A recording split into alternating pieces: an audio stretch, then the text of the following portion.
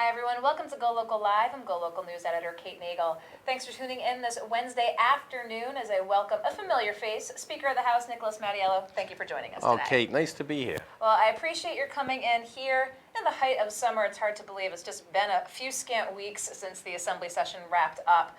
But one sort of outstanding item remaining from the session, a proposal by IGT for an extension of their 20-year contract extension. We've also seen some words from Twin River as well as it pertains to this. Now, of course, did not move during this past session, but there is talk. Is there going to be any action taken this fall? Are we looking at potentially next year? What are the kind of facets at play here that you're going to be looking at along with the Assembly, again, as sort of two behemoths are looking to the Assembly as to what their futures hold? Yeah, the question right now seems to be, are we going to have a fall session? I have committed to vetting whatever proposal the administration puts forth. We've had some discussions regarding that. Since that, the administration has indicated that perhaps it needs a more thorough vetting, a deeper dive, I think the governor called it, and perhaps suggested that the General Assembly hire a consultant. I have indicated that I think that's a function of the executive branch. Ultimately, it's the responsibility of the governor. I think it's most appropriate that she does it. I have not heard back. So when the governor has a full and final product that she's standing behind, the General Assembly, or at least the House of Representatives, and I'm sure the Senate also, is ready to come back and address it. You have to understand, Kate, that the law requires a bid. There are potential reasons for considering a no-bid contract, and that's that IGT has a lot of goodwill in Rhode Island. They're a long-standing company. They've done a good job providing the technology for the lottery and the central system.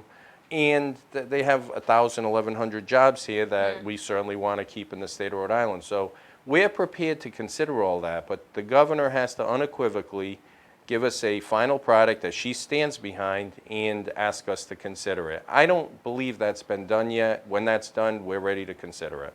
So a couple of things as well. You talk about that no-bid contract and whether or not it's needed. Now, you're a lawyer.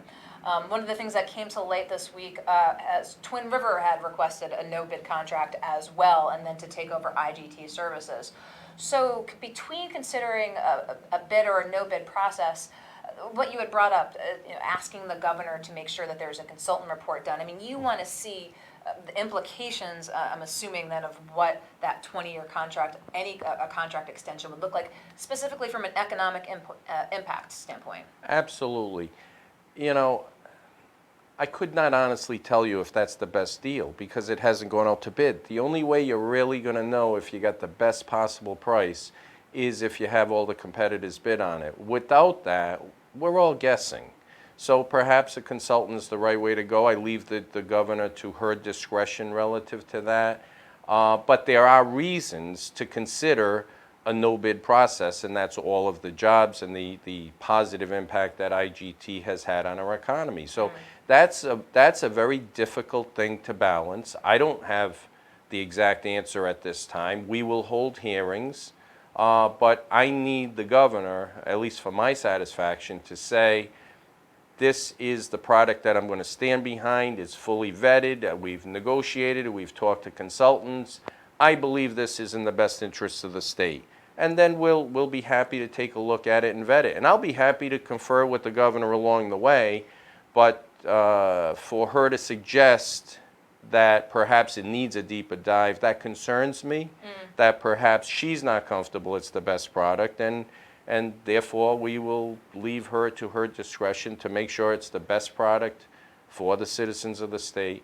But honestly, nobody knows, and unless you bid it, you're not going to know if it's the best price. And let's talk a little bit about that analysis as well, because you bring up those 1,100 jobs with IGT. If, for instance, they looked at competitors in the marketplace and found one that came in at a lower price, but lower jobs. I mean, IGT is an international company. I mean, should an analysis take that into account as well? I mean, is it in the best interest of Rhode Island to go for the bottom line and lose 1,100 jobs and a stake in the ground in downtown Providence for another company, and that may not have that level of employment. That's something that you have to consider, absolutely. It's a very complicated analysis. The jobs certainly have a lot of economic value, a lot of value to our citizens. I was walking my neighborhood, and one of my neighbors is employed by IGT, and he's a very good Rhode Island citizen, very good Cranston citizen, friend, and he was concerned. So they have a very significant economic impact, economic footprint, a lot of goodwill. They've done a good job. We've not had any problems with the operation of our central system and the lottery. So that all has to be considered. But those jobs have a value. They bring in a certain amount of tax revenue, and you have to do a fair analysis on it. So I think that the governor perhaps should take her own advice and hire a consultant and get the best advice possible as we move forward. But the House of Representatives is ready to vet whatever the governor indicates is the best possible proposal. Don't forget, the governor enters into the contract. The only thing the General Assembly has to do is authorize that, because it's no bid and that's contrary to current law. So we just have to give them permission to do it. Okay. But even if we give that permission, ultimately it's the governor that's going to enter into the contract. So she's got to commit to the terms, indicate this is what it's going to be, here's the contract. I think it's in the best interest of the citizens of the state for these reasons, and then we'll have open and public hearings, and we'll have everybody have their say. It'll be televised, and we'll see where that brings us. Okay, let's talk a little bit about the economy. Of course, the recent rankings by CNBC ranking Rhode Island 50th for business landscape here. Now, we had the opportunity to chat before you came on. You've got some concerns about where Rhode Island is at this moment.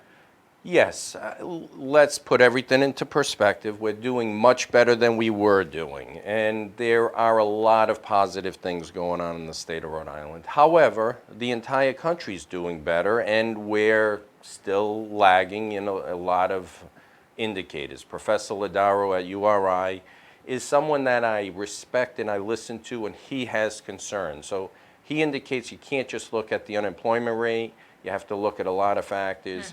I've been saying the Commerce Corporation has to do a more comprehensive job. They seem to be good at incentivizing building for X number of jobs, but we have homegrown companies, we have an economy. We have to look at all aspects, and we have to help everybody in the economy, and that I think they can do a better job at. So I've had conversations with Commerce, I've had conversations with the governor. I think our approach, we don't abandon what we've been doing. I think the things they've been doing pretty well, but they have to expand their approach, be more comprehensive, help everybody in the economy, help the economy itself, not just bring in X number of jobs per year.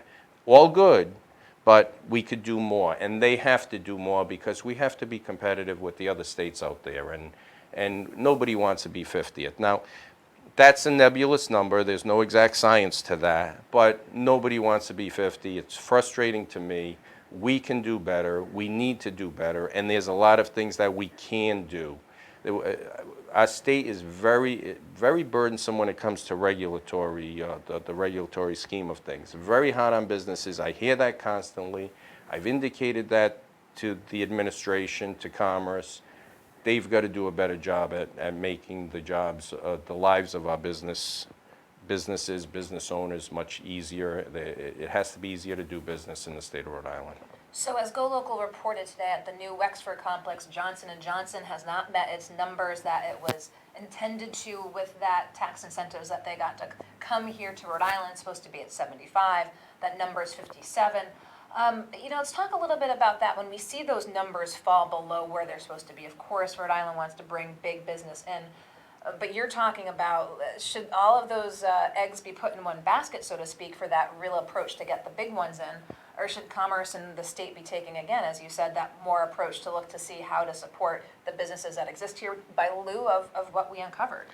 I think when you try to engineer specific successes, you're taking a lot of risks. Some of them are going to work, some of them are not going to work so well. If you just give people, the businesses in the economy, the chance to thrive on their own, the, the individual businesses take the risk, and you'll probably end up having more successes because you have an economy that's more fertile ground for success. So it's disappointing that the jobs are not what they were projected to be, but it's an innovation hub that's important to the state of Rhode Island. Let's hope that it's successful, and let's hope that they get an influx of jobs. They do say, build it and they shall come. Let's see what happens. Let's hope for success over there. Let's hope that it's the innovation hub that everybody was planning on and hoping for. But the state should not necessarily be picking winners and losers and investing very heavily in any one given basket. We should be making a competitive playing field for every business out there. And I think if we do that and we make it easier for them for businesses to conduct business, that our economy will develop and thrive on its own. And that's where we have to go. We have a relatively, I'm very pleased under my leadership, our tax burden has gone down. We're much more competitive tax-wise, but our regulatory burden is a concern to me right now. And that's something that's within the realm of the administration. They have to tackle that. If they do not, Rhode Island will never be as competitive as we should be. And I know we've spoken before about the state of healthcare in the state with a number of players coming and going, so to speak, as far as the hospital groups are concerned. Now, we saw the collapse recently of the Care New England lifespan look.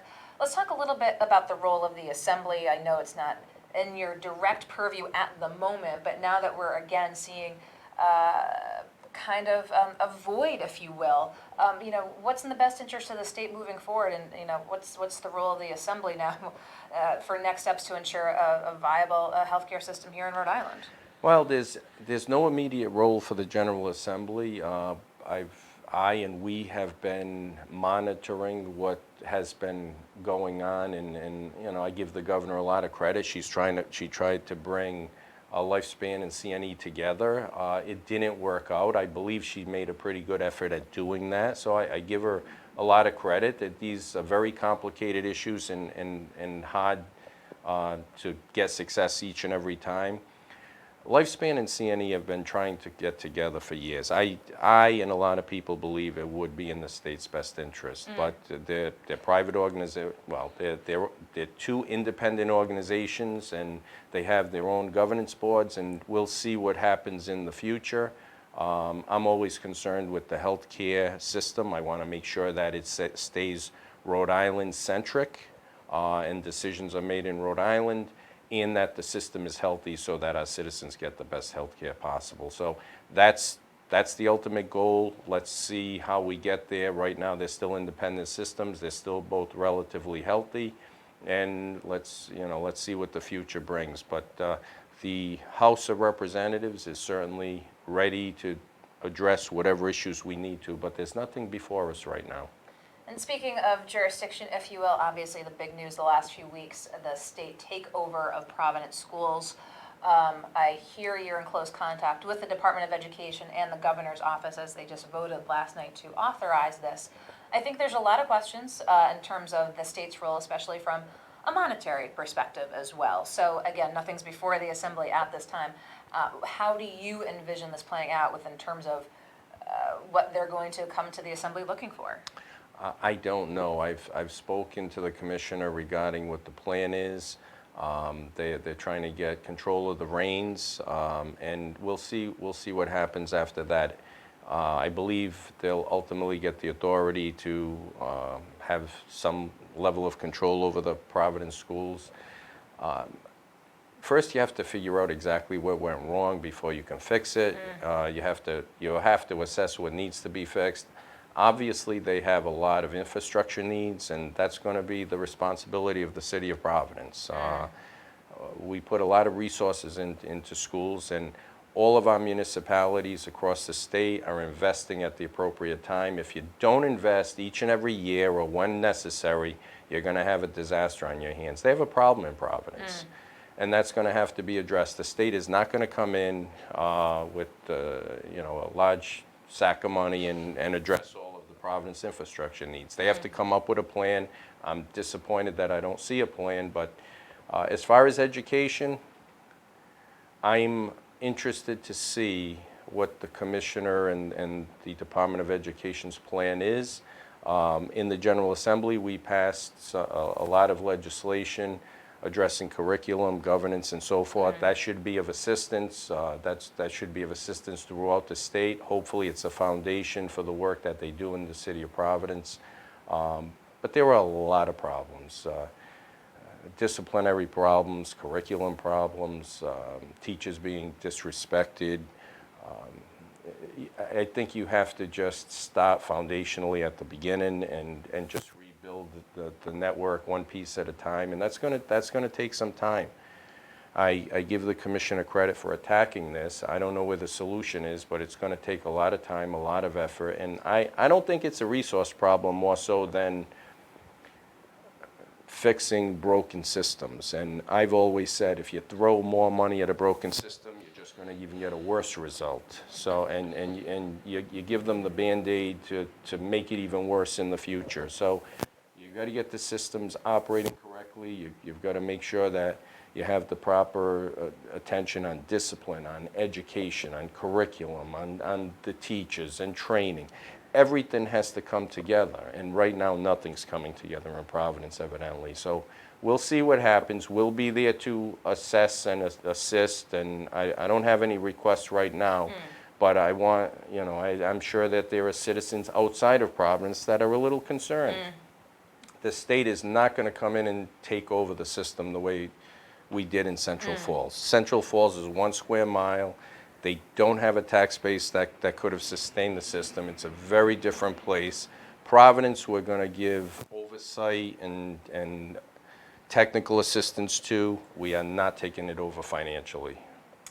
Let's talk finally, while we have you here in studio, the prospect of Hasbro staying in Rhode Island, obviously, as they are in Pawtucket right now. What have your conversations been with the company, and what are the talking points? I've had conversations with the company going back some time, and they weren't focused on it at that time. They had their own internal issues to deal with. They've done a great job. They've got a great management team at Hasbro, and they are now ready, I believe, to start discussing this. I heard last week, still haven't spoken to them, but I heard that they hired a government relations person and I would assume that's to reach out to us and to have some conversation. So I await those conversations, and we'll see where those conversations take us. But that indicates to me that they do have a real interest in staying in the state of Rhode Island. I'm very pleased with that. Okay. Well, I appreciate your taking the time to come into the studio, give viewers an update as to where things are at up at the State House and where things might go this fall as well. So, Speaker of the House, Nicholas Mattiello, thank you for coming in today. Thank you for the opportunity. It's been a pleasure. And thank you for watching. We'll be back at 4 o'clock with Smart Health with Brown University, talking weight loss and weight management, and we'll also be joined by Lieutenant Governor Dan McKee. So we'll see you at 4. I'm GoLocal News Editor Kate Nagel.